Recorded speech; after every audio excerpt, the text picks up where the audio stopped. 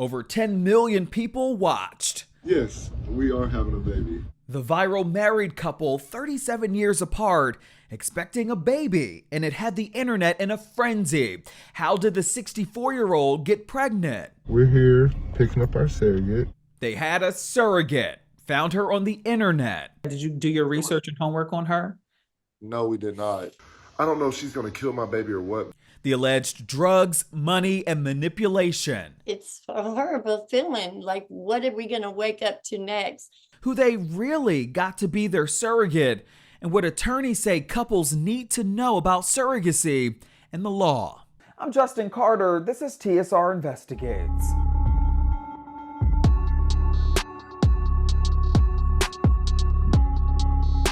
You may be familiar with Karan and Cheryl Mccain. From TikTok to OnlyFans, together they've amassed a huge following on social media. Karan is 26. Cheryl is a seasoned 64 years old with grandchildren of her own.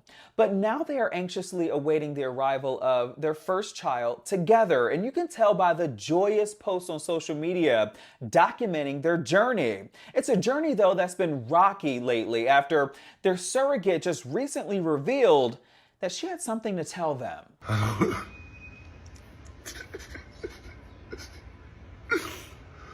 Started on Father's Day, woke up to a text at 6 in the morning telling her, I don't want to do this anymore.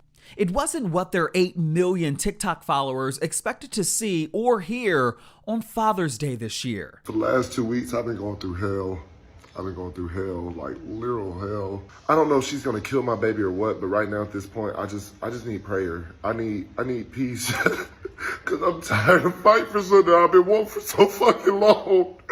This is the only glimpse we got of their surrogate, a Caucasian woman in her 20s from Alabama who decided one day to message them offering to help them out. They had previously revealed to their followers that they were trying to have a baby. Did you do your research and homework on her? No, we did not. We did not. She didn't have no medical issues or nothing. As far as when we met, we discussed it in person. We talked before the year came.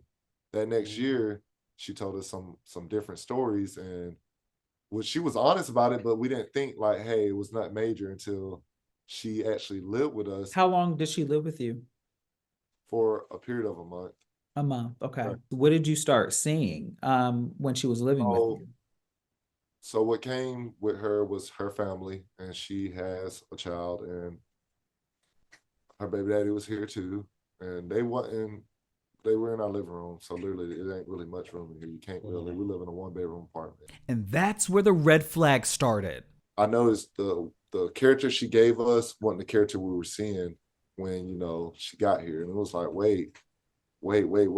She started asking for money and began displaying odd behaviors. She tries to manipulate him and say things to him to make him feel sorry for her. But who we need to feel sorry for is the baby inside of her. Message him and say, I'm so starving. I'm starving to death. Can you please feed me? Like, send her some money so she can feed herself. We have taken her so much food. And that's not our responsibility, and that's not part of the agreement. And we don't get this. We don't know if it's for food, for money, which that's what she asked us for. So we take her food and stuff. Like, how much can we do? We've went over and about, and everything is just more and more and more.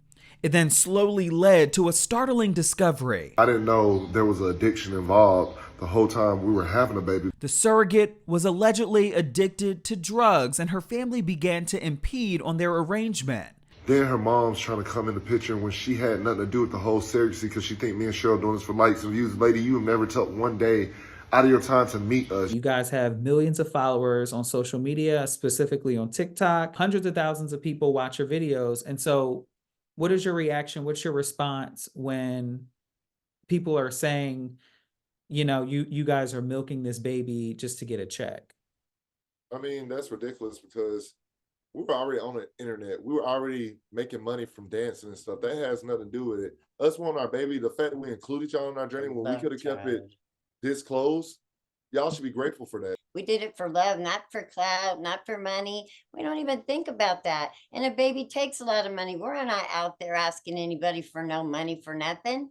Like, come on, we can handle this. If we couldn't, we wouldn't put ourselves in that position. They decided not to use a surrogacy agency because it was just too expensive. What route did you guys decide to take when it came to having a child? We did a home fertility kit. So basically, you know, I I ejaculated into a cup, and Cheryl helped inseminate.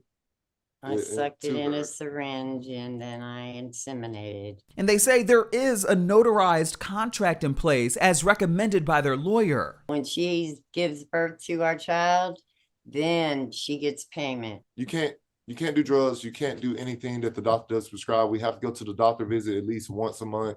Something by law that Georgia attorney Tessie D. Edwards says is mostly standard in a surrogacy contract. However, she says that surrogates usually are compensated throughout the duration of the pregnancy. The contract that was negotiated even said something to the effect that the young lady was going to get paid after the baby is born. That's not typical in surrogacy.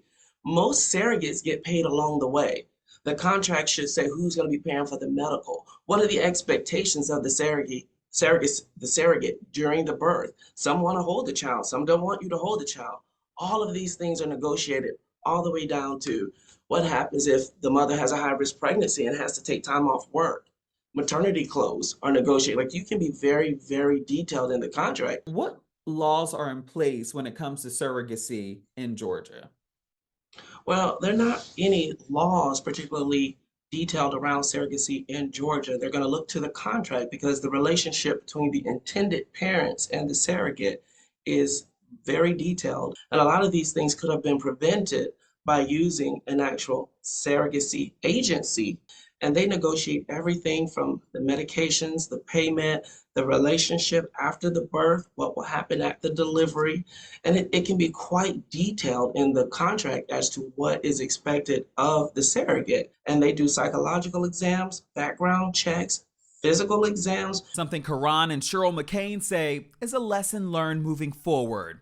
They've been sharing daily updates, assuring their followers that their surrogate has been reminded of the terms of the contract and is slowly getting better. Hey, the baby's still healthy. It's still processing very slowly, but we have to take it one day at a time. So yes. I'm not going to dwell on the negative. She's trying to do better.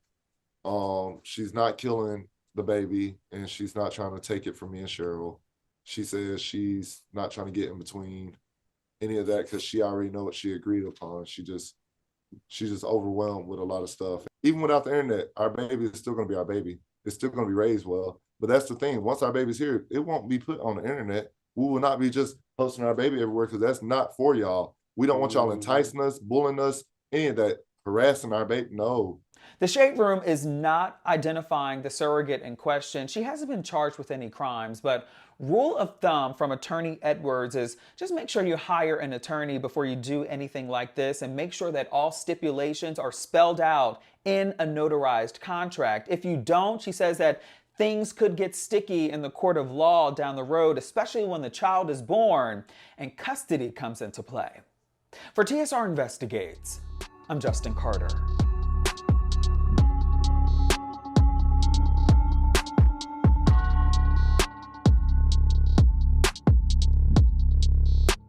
Hello, roommates, and thank you for watching our YouTube channel. Do you want more TSR Investigates? Be sure to subscribe and check us out at theshaderoom.com.